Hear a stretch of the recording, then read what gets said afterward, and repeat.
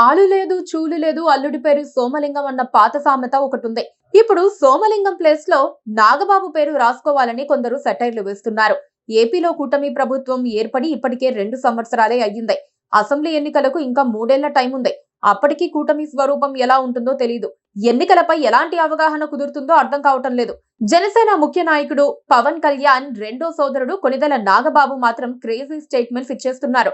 వచ్చే ఎన్నికల్లో అరకు పార్లమెంటు పరిధిలోని అన్ని అసెంబ్లీ స్థానాల్లో జనసేన పోటీ చేస్తుందని నాగబాబు ప్రకటించేశారు.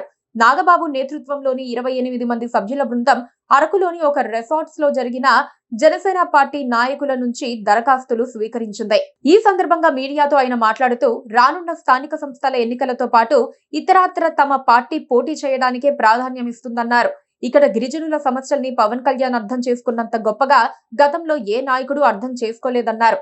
పవన్ బాధ్యత వహిస్తోన్న పంచాయతీరాజ్ శాఖ ద్వారా గిరిజన ప్రాంతాల్లో ఎన్నో అభివృద్ధి పనుల్ని చేస్తున్నామన్నారు.